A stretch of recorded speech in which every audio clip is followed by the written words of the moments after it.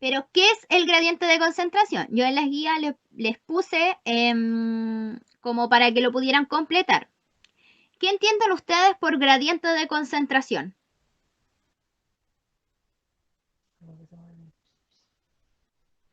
¿En qué lado está concentrado más el soluto?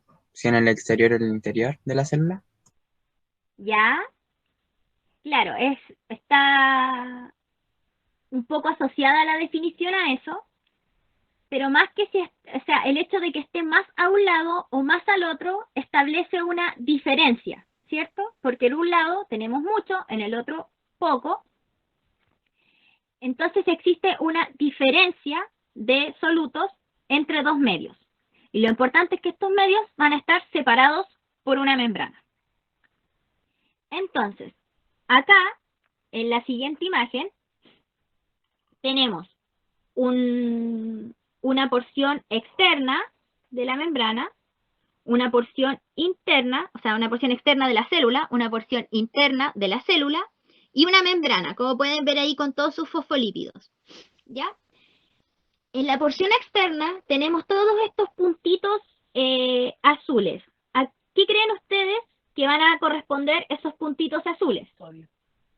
¿A los solutos o no? Claro, a los solutos. Van a ser solutos. Y todo el medio en el cual se desenvuelven, todo el medio en el cual se desenvuelven en combinación con los solutos, ¿cómo lo denominamos nosotros? Solvente. El solvente. Perfecto. O sea, el solvente es el medio, pero el solvente con el soluto van a corresponder a la solución, que sería todo eso que está en la porción externa. Entonces, ¿qué es lo que ocurre? Cuando tenemos un gradiente de concentración es porque hay una diferencia de concentración entre los solutos que están a un lado de la membrana y a otro lado de la membrana. ¿Ya? Entonces, acá tenemos toda esta porción externa de la célula donde, como pueden ver a simple vista, hay mucho soluto. Por lo tanto, aquí tenemos una mayor concentración que en la parte interna de la membrana, donde también a simple vista se ven poquitos solutos.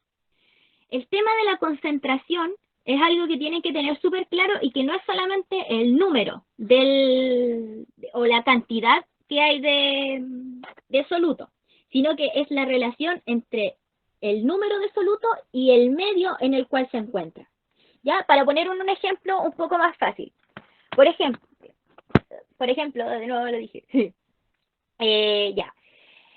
Si en un partido, en el Estadio Nacional, de la U de Chile versus el Colo-Colo, van 10.000 personas. Ya, sinceramente no sé cuánto será la capacidad del Estadio Nacional, pero imagínense que el Estadio Nacional aguanta muchas más personas. Ya, pero hay 10.000 personas ahí. Si eso lo comparan ustedes con una pichanga que se esté jugando en el patio del liceo donde también hay 10.000 personas. ¿Ya? La cantidad de personas en ambos lados, en el Estadio Nacional y en el patio del liceo, es la misma. En los dos lados hay 10.000. Pero ¿en cuál va a estar más concentrada la gente? ¿En el estadio o en el liceo? En el liceo. En el liceo, En yo el respondiendo liceo, así, ¿cierto? con el audio apagado. Más En chico el, el espacio, ¿no? Claro, en el liceo van a estar más concentrados porque donde el espacio es más chico, como la cantidad de metros cuadrados, centímetros cuadrados que ocupa cada persona, que asociándolo a la célula sería cada absoluto, es mucho menos el espacio que ocupa. Hay una mayor concentración. Entonces, a pesar de que a un lado y al otro lado tenemos la misma cantidad, en este caso 10.000, el hecho de que en un lado sea menor el espacio que ocupa hace que estén más concentrados. ¿Ya? Eso es súper importante porque cuando hay ejercicios de repente tienden a pensar que la concentración es que sea el mismo número. Y no es el mismo número, sino que la relación que hay con el espacio que ocupa el soluto. ¿Ya? Entonces, ¿para qué es importante el gradiente de concentración? Porque a partir de este gradiente se va a permitir el movimiento de los solutos a través de la membrana. ¿Ya? Y este movimiento puede ser a favor del gradiente de concentración o en contra del gradiente de concentración, que lo vamos a ir viendo ahora. Ya. En el ejemplo, en lo que aparece ahí, vemos que hacia un lado o sea, aquí respondiendo a las preguntas, ¿dónde estaría más concentrado el soluto? ¿En la porción externa o en la porción interna? La externa. Externa. Ya, en la externa. Ay, ya, en la externa, muy bien. Viene carrete. ¿Hacia dónde se mueve el... de dónde hacia dónde se mueve el... ¿De externa a De la interna? porción externa hasta la porción interna. Ya, pero ¿dónde está? ¿Eso qué quiere decir? ¿Dónde estábamos concentrados? ¿En la externa o en la interna? Externa. ¿En la Entonces, externa ¿de dónde no? se va a mover? Claro, en la externa está más concentrado. Entonces, ¿de dónde se va a mover? ¿De dónde hay más? ¿Hacia dónde hay Menos. menos? Menos. ¿De la externa a la Ya, interna? Claro, pero más allá de externa e interna, porque eso no tiene tanta relevancia, es de Donde hay donde hay más. más soluto a donde hay menos soluto. Entonces, ¿cómo se denominaría este tipo de transporte? A ver si alguno se acuerda. Pasivo, porque no se va moviendo donde hay más o menos. Po. Claro, es un transporte Porque no hay consumo de pasivo. ATP. Eso. Porque, perfecto, y ahí responde la otra pregunta, La no cuarta. hay consumo de No hay ATP. consumo. Mm. Entonces, acá vemos la... Y ahí, como ustedes dijeron, estaba todo muy correcto. El soluto está más concentrado en la porción externa. Este movimiento es a favor del gradiente de concentración porque va desde donde hay más a donde hay menos y se mueve, y este tipo de transporte se denomina pasivo, puesto que no hay gasto de energía. ¿Ya? Esto es súper importante que lo entiendan, que en general el movimiento siempre tiende a ir de donde hay mucho a donde hay poco. Piénsenlo como nosotros también lo haríamos. Por ejemplo, si ustedes llegan a un lugar, a un concierto, a una fiesta y ven que en una parte de ese lugar está lleno de gente, ustedes van a ir ahí donde también está lleno de gente. Por ejemplo, si ustedes, no sé, quieren ir al baño y hay una fila enorme para el baño que está lleno y otro baño que está más desocupado, ¿hacia dónde van a tender a ir? A donde hay menos, ¿verdad? Entonces, esto mismo pasa con la célula y con los solutos. Van a ir desde donde hay mucho hacia donde hay menos, ¿ya? Y eso es a favor del gradiente. Pero obviamente los movimientos no van a ser siempre a favor del gradiente. Tiene que haber algo que vaya en sentido contrario, ¿ya? Que es lo que vamos a ver en la siguiente diapositiva. Ya, entonces, en este caso, ¿qué es lo que ocurre? ¿Dónde está más concentrado el soluto? ¿En la porción externa o en la interna? En la porción externa. Cierto, en la porción externa igual que la anterior. ¿Desde dónde se va a mover el soluto en este caso? Donde hay menos, donde hay más. De donde hay menos hacia donde hay más. ¿Cómo se denominaría este tipo de transporte? Activo. Activo, ya que sí ¿Por gasta ATP. Claro, perfecto. Cállate. Ay. Entonces, la concentración también estaba más en la porción externa, pero a diferencia del movimiento que vimos antes, es en contra del gradiente porque va a ir desde donde hay menos concentración de soluto a donde hay más concentración de soluto. Y como vamos de menos a más, estamos como en contra, por decirlo de alguna forma súper básica, en contra de la naturaleza, así que vamos a gastar energía, vamos como en contra de los principios. Típicas personas como que quieren llevar la contra en todo y así como no hacer lo que se supone que tienen que hacer. ¿Ya? Así que gasta energía. Esto del gradiente de concentración es súper importante porque nos va a permitir entender cómo se efectúa el transporte a través de la membrana. ¿Ya? Entonces, el transporte a través de la membrana va a depender de lo que vimos recién, ¿cierto? ¿Qué era este concepto que vimos recién? ¿De qué va a depender el transporte de la membrana?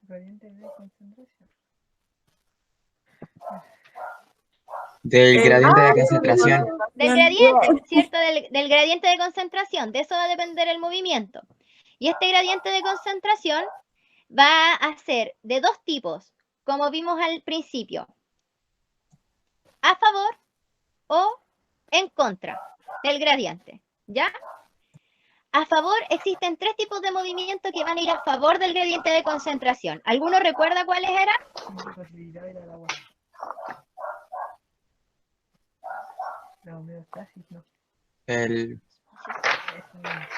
¿Qué movimiento estaban a favor del gradiente de concentración? Osmosis. Ya, les voy a dar. Ya, osmosis es una. Les voy a dar una pista. Difusión. Simple. ¿Y cuál es la otra? No sé. Empieza con F.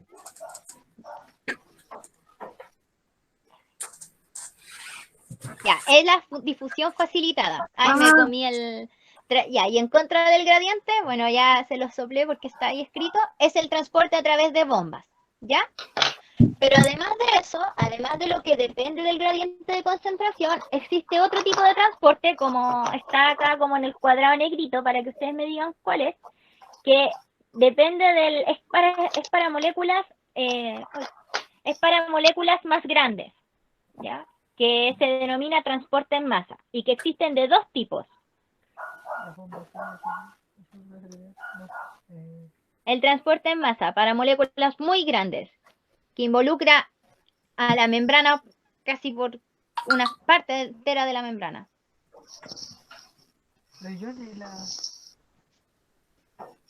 ¿Ya? ¿Alguien recuerda cuáles son los tipos? No. Bueno, podría ser la endocitosis o la Qué exocitosis. sincera. Ay, alguien respondió Ahí, endocitosis. alguien Un aplauso para la Rafa. Entonces, tenemos estos tipos. Y según esto, nosotros lo vamos a clasificar en transporte pasivo y transporte activo. ¿Cuáles de todo esto serían el transporte pasivo? ¿Endo? No sé por qué, pero No. me suena. No, po, No. a favor, po. Lo que esté a favor del gradiente. Eso es pasivo. Ah, me Y todo lo confundí. otro Ya. es activo.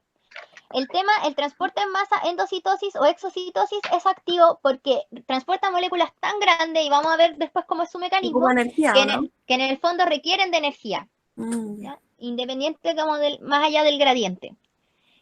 Ya, entonces vamos a partir con el transporte pasivo. Transporte pasivo, entonces aquí tenemos dos ejemplos. Acá, en el ejemplo de la izquierda, tenemos que existe un lado donde hay mucha concentración, otro lado donde hay menos concentración, y como podemos ver, se está moviendo desde donde hay más a donde hay menos. Por lo tanto, es a favor del gradiente y por lo tanto no gasta energía, ¿ya? Ese es otro tip que tienen que aprenderse, ¿ya? Llevamos el del fosfolípido y llevamos el de cuando es a favor del gradiente, es pasivo, no gasta energía, ¿ya? Ese es otro tip. Entonces, en el caso de la imagen que está al lado izquierdo, ¿cómo se denomina ese tipo de transporte?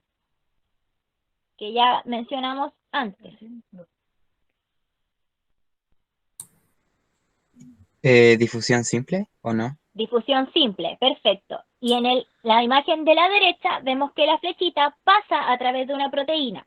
¿Cómo se denomina ese tipo de transporte? Facilitada. Facilitada. Difusión facilitada, muy bien. Entonces, ¿qué es lo que está ocurriendo aquí? En la difusión simple, como su nombre lo dice, es súper sencilla. Estas moléculas azulitas, que son el soluto, van a ir desde un lado hacia el otro, simplemente atravesando la membrana de los fosfolípidos. En la difusión facilitada, sin embargo, por motivos que vamos a ver ahora, las moléculas no pueden llegar y atravesar la membrana. Entonces necesitan ayuda, que alguien les facilite este transporte, y para esa facilitación están las proteínas. ¿Qué características deberían tener las moléculas, en el caso de la difusión simple, para poder llegar y atravesar la membrana? No. ¿Ya? ¿Hidro qué? Fílica. No, fóbica. Hidrofóbicas. Hidrofóbica. Tienen que ser hidrofóbicas.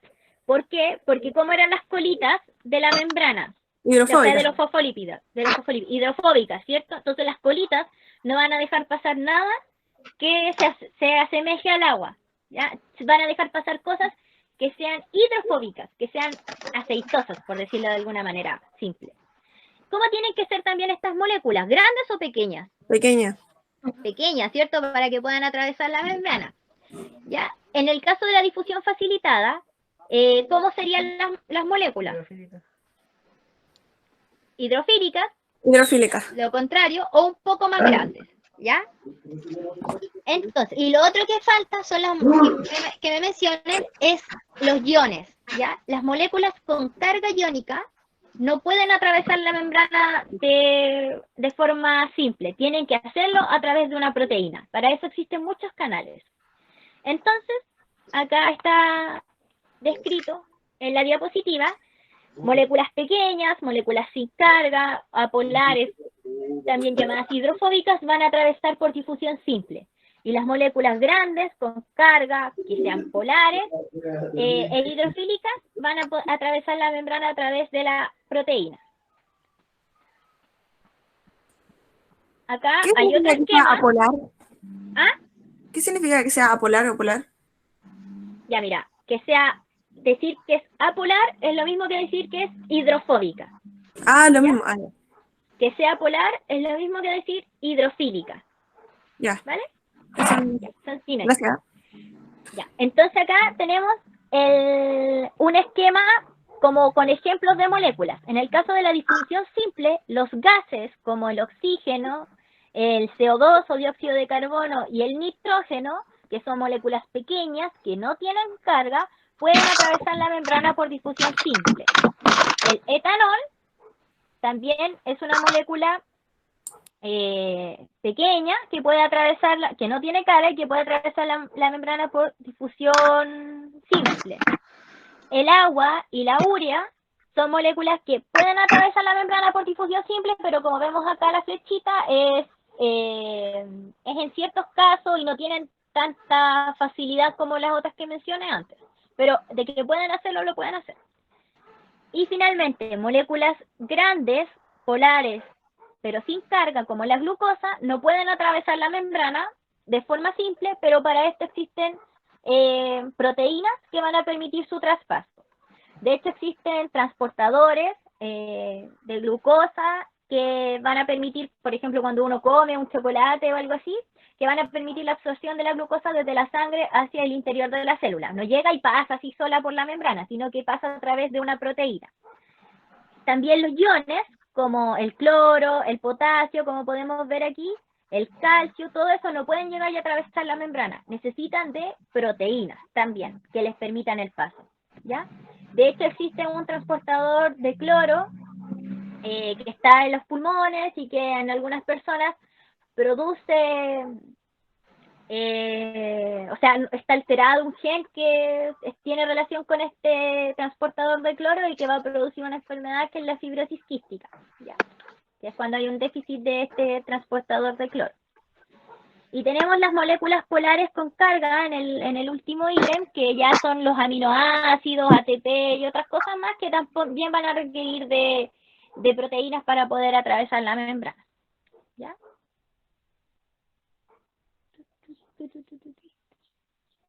Transporte activo, entonces. El transporte activo, como ya mencionamos antes, va a ser un tipo de transporte que requiere ATP, que va a ir en contra del gradiente. Y en el transporte activo tenemos un ejemplo característico que es el más conocido de todos, ¿ya? ¿Cuál sería? A ver si alguno se acuerda.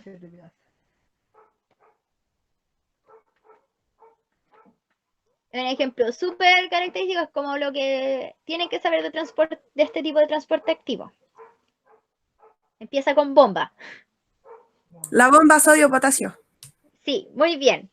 La bomba sodio-potasio ATPasa, porque requiere ATP, es el ejemplo clásico de transporte activo, ¿ya? En este caso, a ver si se acuerdan, ¿dónde estaba más concentrado el sodio? ¿En la parte externa de la célula o en la parte interna de la célula? ¿Dónde hay más sodio? Creo que era en la parte interna, pero no estoy seguro. Si no me retiro, ya los vivo. No, no te retires. Pero no es en la parte interna, Antes es me en la retiro. parte externa, ¿ya? Esto también es otro tip que tienen que aprenderse. El sodio está en mayor concentración o en mayor cantidad en la parte externa de la célula. Y el potasio, por el contrario, está más concentrado en la parte interna de la célula. Entonces, ¿qué es lo que hace esta bomba sodio-potasio? Tiene que mover el sodio desde donde están menos concentrados hacia donde están más concentrados, porque está en contra del gradiente. Y como el sodio y el potasio están concentrados en lugares diferentes y gasta energía, utiliza un ATP para poder moverlos de un lado al otro de la membrana. Ya lo vamos a ver en la siguiente diapositiva. Ojalá se pueda mover, porque era un GIF. Ahí.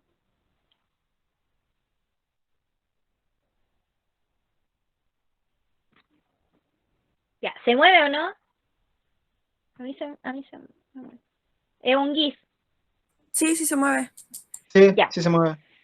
Entonces, como pueden ver en el GIF, fíjense, en la parte extracelular ven muchos puntitos amarillos que van a corresponder al sodio. Y en la parte intracelular, muchos rombos anaranjados que van a corresponder al potasio. Yo tengo que mover el sodio desde donde está menos concentrado, es decir, desde el citoplasma, desde el intracelular, hacia donde está más concentrado. Tengo que sacar el sodio. Y por el contrario, tengo que ingresar potasio. Por eso es en contra del gradiente y por eso usa ATP. Entonces, fíjense, ¿qué es lo que hace la bomba? Recoge 3 sodios desde el interior, usa ATP y los saca. Y con esa misma molécula, con esa misma energía que usó para sacar los sodios, cuando los saca, se meten 2 potasios y los vuelve a entrar. ¿Ya? Eso es lo que hace y es como la característica de esta bomba sodio-potasio que se ve en muchas células y que es una parte fundamental para poder llevar a cabo muchas reacciones, muchas de las actividades de la célula. ¿Ya? Así que recuerden este tip, el sodio está más concentrado afuera, el potasio está más concentrado adentro. La bomba sodio-potasio, como tiene que ir desde donde hay menos a donde hay más, saca sodio y ingresa potasio. ¿Tiene receptor específico para eso? ¿Mm? ¿Tiene receptor específico? Porque mira el sodio, tiene el Sí. Y como pueden ver, en esta proteína, que es obviamente es una proteína transmembrana, tiene 3 espacios para colocar el sodio, 3 moléculas de sodio, y tiene 2 espacios para entrar 2 moléculas de potasio. Y esa es la relación en la cual se mueve la bomba sodio-potasio. Potasio, sí. Ingresa 3 sodios y saca 2 potasios. ¿Ya? Ese también tienen que aprendérselo. El otro tipo. Bueno. ¿Alguna duda hasta ahora?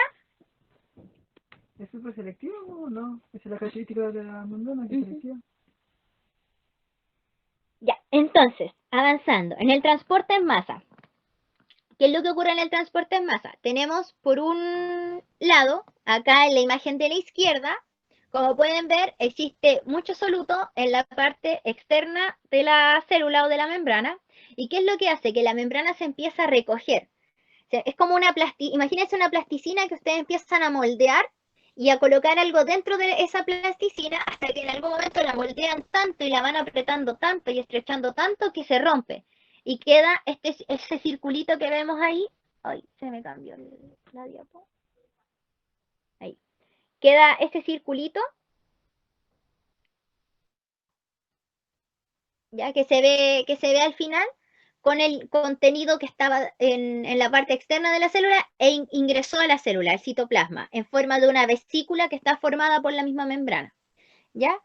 Y por el otro lado tenemos que ocurre el movimiento completamente contrario, desde el citoplasma sale, o sea, está formada esta vesícula, empieza a salir, acercarse a la membrana y una vez que se fusiona con la membrana, sale sale hacia la parte externa de la célula. Entonces, en la imagen de la izquierda, ¿qué es lo que estamos haciendo? Estamos ingresando algo a la célula. Por lo tanto, ¿cómo se va a llamar ese transporte? Endocitosis. Endocitosis. Y el otro, donde estamos sacando algo, ¿cómo se denomina? Exocitosis. Ya, perfecto. Esos son los transportes en masa, ya que es como lo más general que tienen que saber.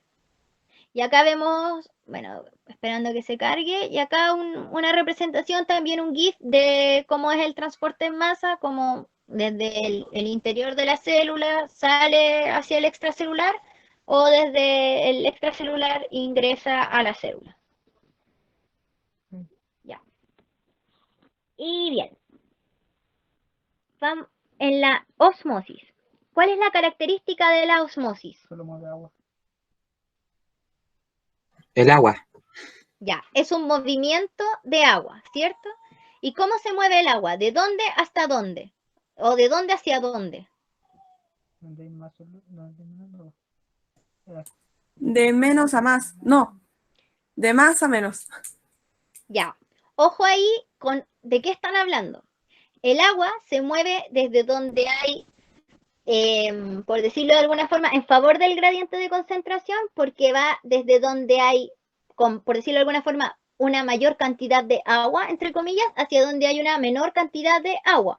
Pero si ustedes lo comparan a nivel de soluto, también va desde, o sea, iría al revés, desde donde hay una menor cantidad de soluto hacia donde hay una mayor cantidad de soluto. ¿Ya? Ahora vamos a ver cómo es para entender mejor. Ya. Entonces, la membrana va a ir desde donde hay una mayor concentración de agua, de agua, hacia donde hay una menor concentración de agua. Bueno, en este caso no se representa bien, pero ya en los ejercicios vamos a entender bien cómo es. Pero no necesariamente va a ir desde donde hay una mayor concentración de soluto a donde hay una menor concentración de soluto. ¿Ya? Eso es lo que quiero que entiendan. En este esquemita no se aprecia muy bien. ¿Ya? Pero el concepto de osmosis es entonces movimiento de agua de donde hay una mayor concentración de agua a donde hay una menor concentración de agua. Quédense con eso por ahora. ¿Qué es lo importante de la osmosis? Que por un lado, cuando nosotros analicemos cualquier ejercicio de osmosis y que vamos a ver más adelante, es que vamos a tener una solución que va a tener una gran cantidad de soluto y va a haber otra solución con una menor cantidad de soluto y una membrana que se denomina membrana semipermeable.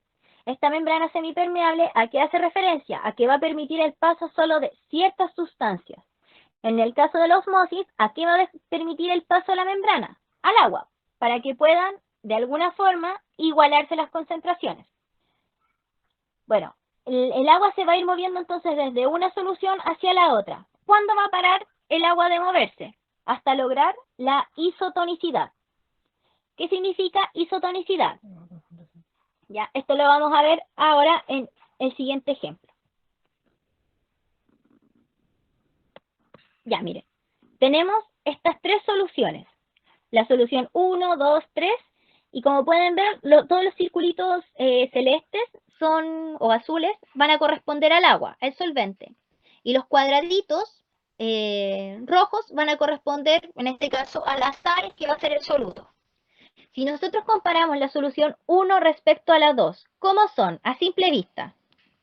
En cuanto a su concentración, igual, una tiene más, la otra tiene menos. O sea, se ve igual, ¿no? Como que los rojos empiezan a cambiar de posición, pero fuera de eso no se ve la gran diferencia. La Claro. solución 2 tiene menos agua igual. Pero no tanto detalle, sino que a simple Ya, vista ya. pareciera que Iguales. fueran Son iguales. iguales. ¿Ya? A ver, contemos los puntitos. No es necesario. Pero en este caso parecieran ser iguales, ¿cierto? Entonces hay una igual concentración de soluto en la solución 1 y la solución 2. ¿Ya? Y eso es lo que nosotros denominamos o llamamos, en este caso, isotonicidad. La solución 1 y la solución 2 son isotónicas porque tienen igual concentración de soluto. Ahora, ¿qué pasa en el siguiente caso? ¿Cómo es la solución 2 respecto a la 3? La sal ¿cómo decirlo? Tiene ¿Dónde? menos concentración. Ya, ¿cuál La- tiene lo- menos lo- concentración? Los O sea, círculos. ahora La la sal solución- tiene mucha concentración. La solución número 3 tiene más cantidad de soluto. Ya, muy bien. La solución 3 tiene más cantidad de soluto, pero aquí la pregunta, ojo, fíjense, está hablando de cómo es la solución 2 respecto a la solución 3. Ah, La más solución- concentrada. Hipertónico, Es más ¿no? concentrada. Ah, La solución 2 tiene menos soluto que la solución 3. ya tenemos una respuesta más de la PSU. La solución 2 entonces tiene menor concentración de soluto que la solución 3. Y en este caso, Salmuera. a lo que corresponde esto es que la solución 2 es hipotónica respecto a la solución 3. ¿Ya? Hipo de poco, porque tiene menor concentración de soluto. Ojo, que estamos comparando a la 2 versus la 3. La solución 2 es hipotónica, en paréntesis significa tiene menor soluto que la solución 3. Ahora, como lo dijo delante el compañero, si lo vemos desde otra perspectiva, ¿cómo es la solución 3 respecto a la solución 2? La solución 3 tiene mayor Hipertónico. cantidad Hipertónica. Hipertónico. Ya, ¿ven? Palabra Ya mágica. cacharon toda la movida de la Ya. clase, porque este es como el otro tip que tienen que saber.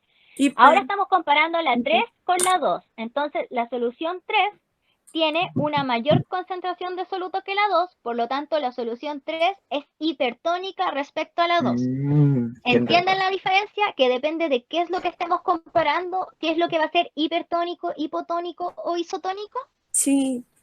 Ya, entonces, ahora sí como el esquema general, la solución 1 y la 2 son isotónicas.